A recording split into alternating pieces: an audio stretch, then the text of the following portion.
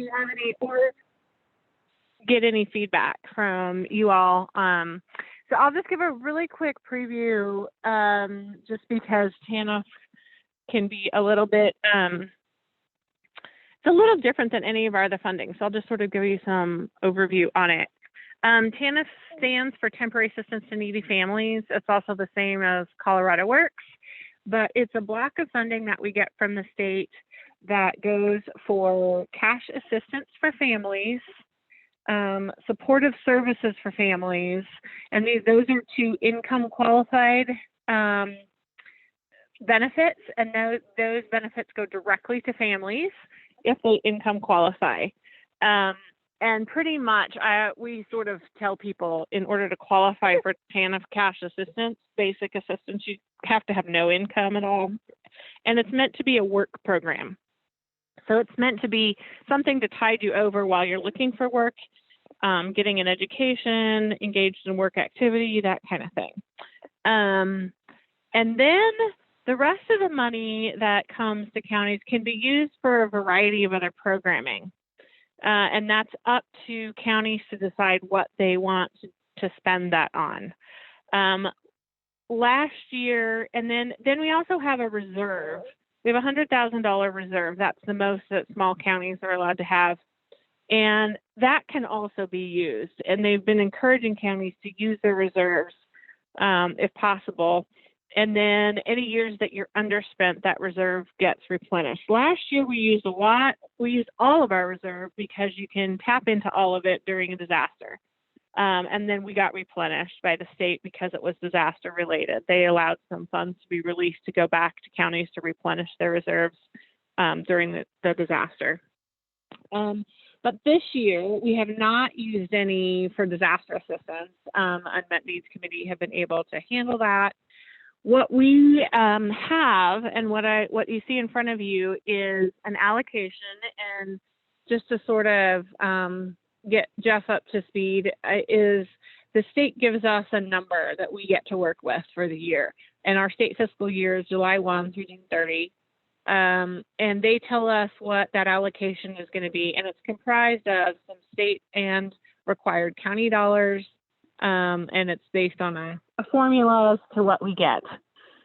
So our allocation for this year was $221,015.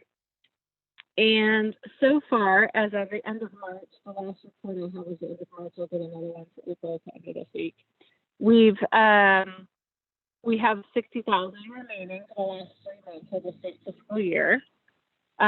Essentially estimated based on a 9-month period, we've spent about $24,000 a month, which means that in the last quarter, which is April, May, and June, we'll spend roughly $73,000, which it leaves us a little bit overspent, and that's just based on what we've spent so far for cash assistance, for supportive assistance. We helped pay for some of the child care strategic planning. And so what I'm proposing is, what happens about this time of year is that counties communicate with each other and put the word out if they have significant amounts of unspent TANF dollars. You can also do this with our CCAP dollars, but for this particular situation, we're talking about TANF, and Pueblo County has $500 million of unspent TANF dollars.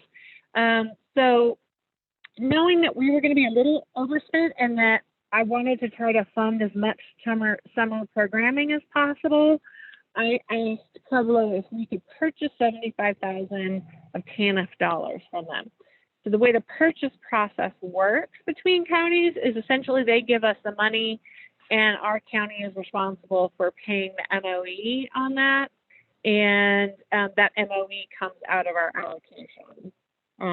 But as you can see, we would end up, covering anything overspent with that 75, which then also includes that the difference that the MOE costs. Before I go any farther, let me just see if there's questions on that part, if that makes sense. Do you want me to re-explain any of that? I was just curious, and not to go too far down this, but Yeah. like that reallocation by the counties, is that, I mean, they underspent because they didn't have the need, because they didn't get their act together? Like what, I mean, sorry, Well, so what the one happens overburden, is, but like, I'm just yeah, curious, like why they didn't yeah, spend more. it's so interesting because, the way the needs show up is so different from county to county. Um, so, for example, we get about $160,000 in child care assistance funds, and we didn't spend our child care assistance funds this year. So I ended up selling $110,000 of that to Routt County because we didn't need it. We only spent, we'll end up just barely, by the time we've given that to Routt County, we've used our allocation. So what happens Is that because we didn't have the childcare to spend it on? Yep. I mean, Yep. ugh, Yep. okay. So, yeah. So you either use it or lose it at the end of the year. And when other counties need it, that's sort of an agreement we all have amongst ourselves. We'll put the word out there. Hey, I need X, or I've got this available. For $500,000 to be underspent in Pueblo, I think is a pretty significant number for them. And I'm not sure, there's different reasons behind all of it. Some of it could be that a lot of folks anticipated needing, having a need in their community this last year. And so they could have held off doing some other things with those funds. And then as it turned out, the community may not have had the need as much for those funds. In cash assistance. So, honestly, I haven't asked. Tim Hart is the Human Services Director in Pueblo County, but I haven't asked him. No, I didn't really need to bug them for it. I was just curious, like how. Yep. Yeah. And it's a very good question. This last year has been pretty unpredictable. That's why we asked the state to allow for replenishment of our reserves in case that we needed to use it. They gave it to us last year, and they made that available this year if it was needed.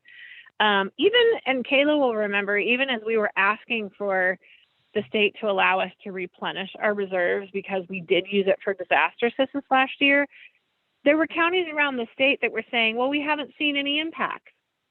So why would we, request that or agree to that? So we really had to make the case that up in our resort mountain communities, we were seeing a huge impact and we needed it.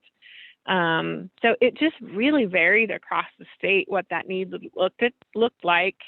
And I do think some counties sort of spent less TANF funds in other programming, anticipating their community might need it, and in the end, they may not have.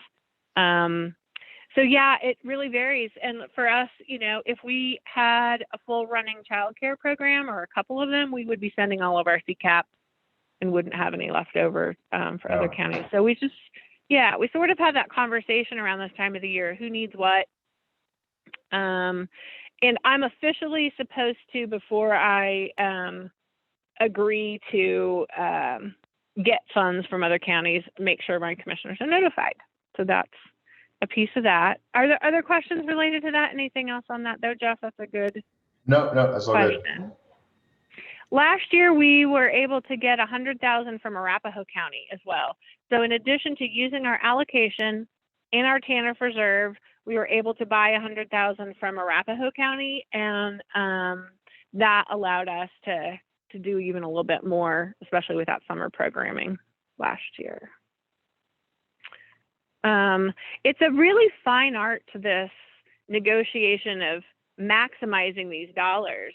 And as I learn more and more about it, it's been interesting to see how you can just do what you need to in your community. And then if you need more, you can kind of get some more from other counties if there's still a need. So.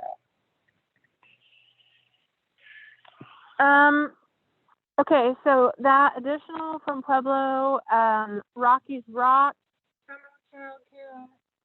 I've already contributed actually $5,000 to that. And then we have available to us, 100 Elk has set aside, they have 2 weeks that they're going to do day camp this summer. they have roughly 60 slots each week, and they're putting it out to the local community, but I asked them to please let me have 70 of those slots. So roughly, I think we have 30 the first week and 40 the second week before they get taken up, because they're opening it up to all of Chaffee and Lake. And there's, last year Chaffee didn't have as much interest. I think there was some hesitation around just, you know, and getting the word out. And this year people know about it. So I wanted to make sure we didn't lose out for our Lake County kids. We've already got a lot of parents asking about it already. So that could get covered by that, and that leaves $23,000. If there's something that you all, you know, I've told Get Outdoors Leadville that we could potentially fund a little more to Rockies Rock if they feel like they need it, or if there's something else that comes up. That they'll only jump down to these TANF reserves. As I said, we have 100,000. By state rule, we are able to give 30% of our reserves to child care programs in the community for quality improvement. And there's a whole range of like 10 to 12 different areas that can fall into. So knowing that Bright Start needs that and they're getting up and going, we can give 30,000 to Bright Start. Last year, state fiscal year, we gave them 25. And they use that predominantly for director and teacher salaries. And if they want to use that this year for director and teacher salaries, they can. There's some other things they can use it for as well. So we're figuring that out. But that essentially leaves 70,000 in our reserves. If we have that 23 left, that could go to just replenish our reserves, or we could spend it on other programming, if you all, or other needs. TANF funding can be used for a really wide range of things. The reason it can be used for childcare, and particularly summer childcare, which since we don't have much lined up for this summer, is that's considered a work support. So it falls under work supports for TANF funding. It can go towards, but the other thing it falls under, and particularly with the 100 Out program, is life skills for youth, especially teens. And we really don't have much else going on for that. So it does fund that. It could potentially fund fatherhood programs. It can fund transportation for work. It can do lab training. There's just a whole range of things that those TANF funds can be used for in our community. Janine? But childcare has been predominantly needed. Yes. You were making me wonder, well, one, and we don't have to dive far into this, but I'm just real curious about like the ongoing interaction or partnership with that early education childhood council. Did I get that right? And then two, with the problem of the PR bonds and not being able to, or kind of stranding people in other counties that are, cooling down overnight. Is there any conversation in assisting in organizing some transportation there? I could check and see. I would just have to see if it fits within the qualifications. Yeah. Typically, transportation that can be covered is related to a work support of some kind. But yeah, I don't know if it's too much of a stretch if they're, if they're stranded and then they don't show up to their job because they just can't get back. Yeah. I mean, yeah, that could potentially. I would be happy to entertain and see if it fits any needs that are coming up. So I think that's a great to know. So that's the reason I wanted to hear from you all what you felt like, what you're hearing is a need. Yeah, I think Judge Seamus probably might be the best person to ask about that, or initially. And finding out. So you're finding that people are having a hard time due to transportation getting back up for their court dates? Yeah, what we understand is that the sheriff's deputies were transporting folks, and of course with continued strain on capacity, I think that has ceased in the last several weeks. And so it's hard for, it's hard for the courts to do their job. It's hard for the folks to get back. And yeah, there's just a growing challenge. And they're doing those in person now instead of WebEx, or were they always doing them in person? I think it's still a combination. I'm not sure. Okay. Yeah. Yeah. I could check with Judge Seamus and see. I would definitely say if it's related to keeping somebody from employment, that could fit. And what I could always run the idea past the state and see, if that gels with, they're very helpful, and they really want counties to use their TANF funds and use their TANF reserves in ways that counties have identified are the greatest needs. So they're very helpful with that. So I can check. That's great. And then remind me, you've often said to us, we should spend this because eventually when it looks, like we don't ever need it, we kind of get a different allocation. Talking in technical terms, is that referring to the allocation or the reserve formula, or both? A little bit of both. So that's a really good question. It definitely applies to the allocation. They want to see that you're using it. And more and more in the last few years, it is also applying to the reserves. Okay. So we have county reserves, and that's what this pot of money is. Every county has a reserve. As I said, small counties have a max of about 100,000, but larger counties have, it's usually a portion of whatever your allocation is. And when counties aren't using that reserve, there is continually more questioning about, do you really need that? The other thing that's happening at the state level, there's a state long-term reserve. And I want to say it's about 50 million. And that is what we petitioned last year to be able to utilize to replenish our reserves when we did disaster assistance. They did make $1.5 million available to balance of state counties who had to use it for COVID for last year and this year. That's it, the 1.5 out of 50. But everybody in the state has those eyes on that $50 million long-term TANF reserve. And they're all coming up with ways that they think qualify to use those funds. And legislators do not like the fact that is sitting out there. So your question is a good one. More and more people are asking what's being done with that. There was an increase to basic cash assistance about close to 2 years ago now, where the State Board of Human Services voted to give an increase to basic cash assistance to help spend some of that TANF reserves. And that's been the talk, what are we doing? And I'll tell you, it's been interesting. That was the talk before COVID, because everybody kept saying that money's just going to sit there. When are we ever going to use it?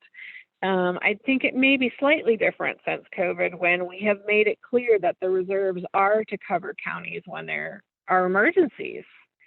So, and the way it works is that essentially those TANF reserves in a county can help cover your overage in child welfare and CCAP. And so you have to really tie all those together across the state when you're looking at what that reserve is meant to cover.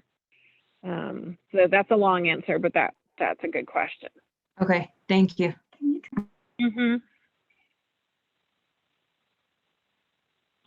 Anything else that any thoughts you have on the balance if we get that, when we get that 75 from Pueblo, unless anybody has objections? I don't want to move forward if there's strong concern about it, but the balance would be 23. We could just let it go back and replenish our reserve, or I can look into this other transportation needs Sarah mentioned.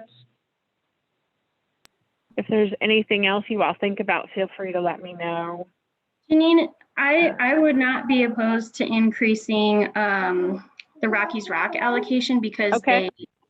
they changed their internal policy to allow for children age 5 and up to go. And so Yeah. children don't have to be through kindergarten and first grade ready to go to Rockies Rock. Now they're accepting Yeah. kindergartners, like first year kindergartners to go to Rockies Rock, so that they've expanded on their childcare license a little bit.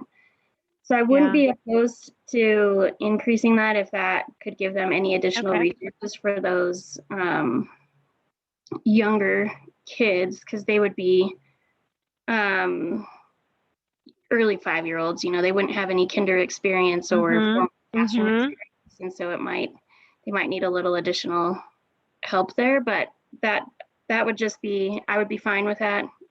If that's consensus. And I just like talked to that idea. Vanessa some yesterday. Yeah, she said that, they're going to look at that they're definitely full the first couple of weeks, and it looks like they may potentially be full that last week too. And so she and I had a good conversation about what we can do with TANF funds as well. So I can contribute some more to that. And that's really simple. I just do a transfer at the through the treasurer's office. I don't know if this is I'm not familiar with sort of all the rules around what TANF funds can be spent on, so this may be way too much of a stretch, but I wonder if we could use some of these funds to do some of the, incentives or promotion or public education around continuing to get vaccinated, with the connection being now that it's available for 12 and up, that could really help summer childcare, work safely. Yeah, I could check into that. I think that's a good idea too. That's definitely, I would see the connection to that being a work support in terms of that being a reason somebody could get back to work, but I can find out. Yeah, that's a good idea. Because I think we have Pfizer now at Safeway in town, but sending the word out on that. I don't know. I can check. Okay.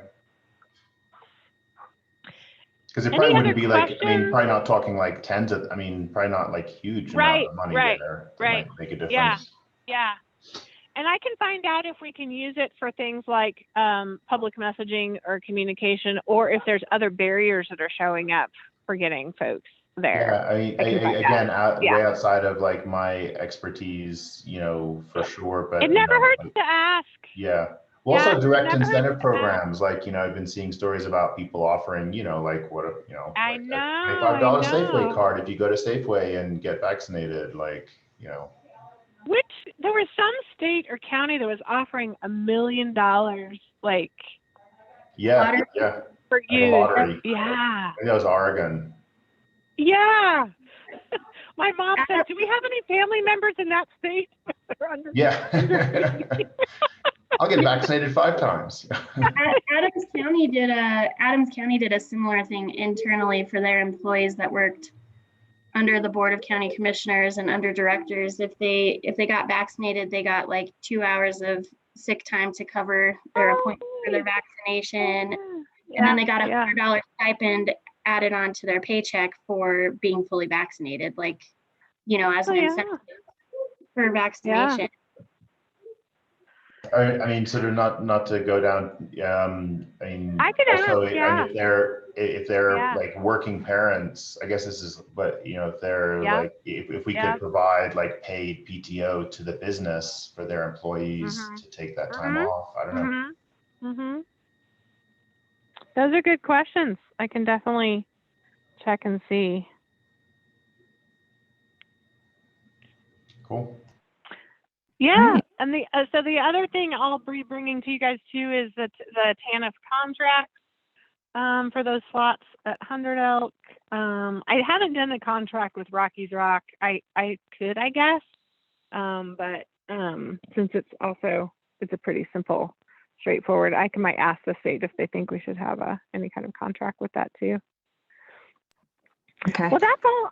I just wanted to make sure you guys were all apprised of it. And I'll check into those needs that you all described.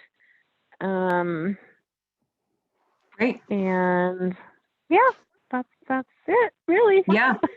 No, that's great. I appreciate it, Janine.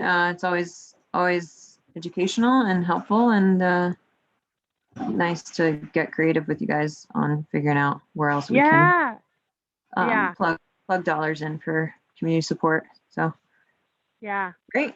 Yeah, and I would like to probably continue the process of purchasing dollars when we need to, so we could even think ahead to next year about what those needs look like. So I could project, at least halfway through the year or so, what we're doing with our allocation and how we're on that. So if we need to purchase more to do some bigger programming, potentially we could do that. So, okay.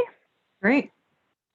All right. Well, just let me thanks. know if you all have any other questions or follow-up that you need. Okay. That sounds good. I think anything else from the commissioners or Kristen before we sign off? No, I'm all good. Thanks. No, did you guys Thank want me to you very send you that- much. Sorry. Yeah. Sorry.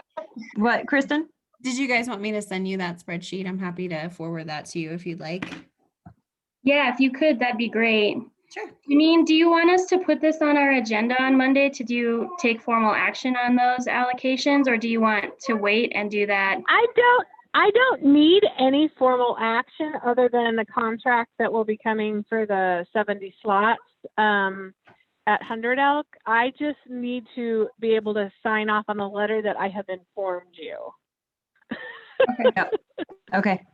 So I don't need anything else more official than that for any decisions on that.